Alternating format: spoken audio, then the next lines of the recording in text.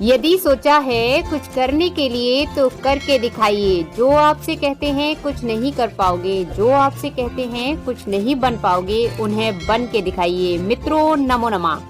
मैं Julie Bharti madam classes channel पर आप सभी का हार्दिक स्वागत है। मित्रों आज हम आपके लिए लेकर आए हैं महाकवि भवभूति द्वारा रचित नाटक उत्तर रामचरितम के द्वितीय अंक की कथा। मित्रों उत्तर रामचरितम के द्वितीय अंक का नाम है पंचवटी प्रवेश। तो मित्रों जन अपवाद के कारण राम सीता का परित्याग कर देते हैं और लक्ष्मण सीता जी को वाल्मीकि आश्रम के पास छोड़ आते हैं। मित्रों यदि संस्कृत विषय की कॉम्पिटिटिव एग्जाम्स की तैयारी कर रहे हैं या संस्कृत पढ़ना चाहते हैं तो भारती मैडम क्लासेस चैनल को सब्सक्राइब करें, बेल आइकन बटन दबाकर ऑल पर क्लिक करें जिससे कि हमारे नए वीडियोस के नए क्लासेस के नोटिफिकेशंस आप तक पहुंच सकें। तो आइए मित्रों उत्तर रामचरितम के द्वितीय अंक पंचवटी प्रवेश की कथा प्रारंभ करते हैं। द्वितीय अंक की कथा की घटनाएं 12 वर्ष बाद से प्रारंभ होती हैं और यह घटना जन स्थान नामक वन की है। विष्कंभक में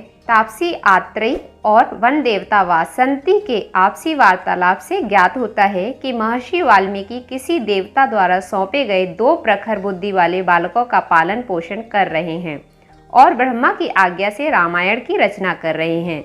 आत्रेय बताती है वासंती को कि राम ने अश्वमेघ यज्ञ का आयोजन किया है जिसमें सीता की स्वर्ण प्रतिमा को सहधर्मचारिणी बनाया गया है और वामदेव मुनि से मंत्रों द्वारा संस्कार किया हुआ यज्ञ अश्व छोड़ा गया है और शास्त्र के अनुसार जिसके रक्षक नियुक्त किए गए हैं और अधिनायक लक्ष्मण का पुत्र चंद्रकेतु जिसने दिव्य शास्त्रों का परंपरागत उपदेश ग्रहण किया है तथा जो चतुरंग सेना से युक्त है पीछे पीछे भेजा गया है। इसी बीच में एक ब्राह्मण द्वारा मरे हुए पुत्र को राजद्वार पर फेंककर छाती पीटते हुए ब्राह्मण रोता हुआ कहता है, रक्षा कीजिए भगवान, रक्षा कीजिए।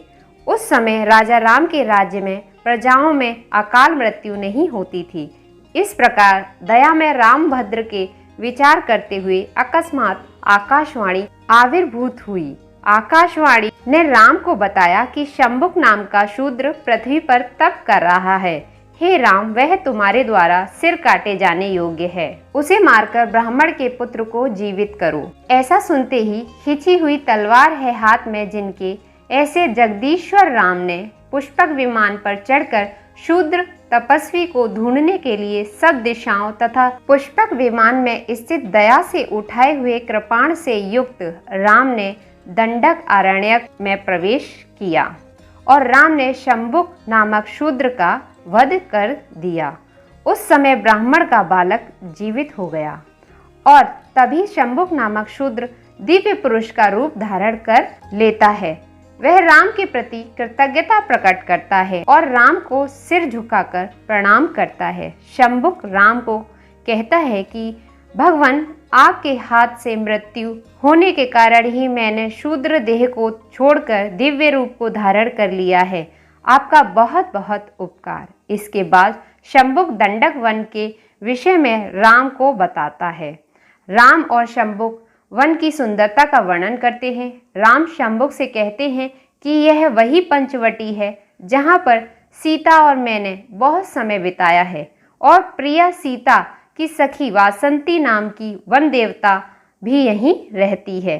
राम इस प्रकार पंचवटी में बिताए उस अच्छे समय को और सीता को याद करते हैं। उसके बाद राम शंभुक द्वारा महर्षि अगस्त्य और महर्षि अगस्त्य की पत्नी माता लोपामुद्रा का आमंत्रण प्राप्त करते हैं और दिव्य पुरुष के कहने पर राम अनंत वेग वाले पुष्पक विमान में बैठकर अगस्त्य आश्रम के लिए प्रस्थान करते हैं।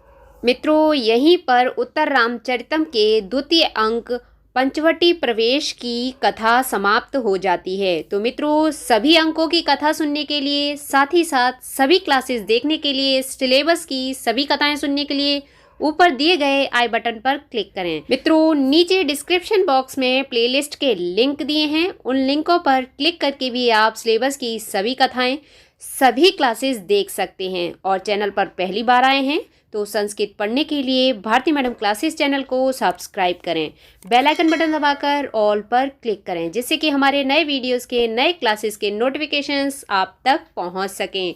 तो मित्रों, स्वस्थ रहिए, मुस्कुराते रहिए, पढ़ते रहिए, पढ़ाते रहिए, सबको करके दिखाते रहिए और अपना अनुभव बढ़ाते रहिए। मित्रों, आज के लिए इतना ही।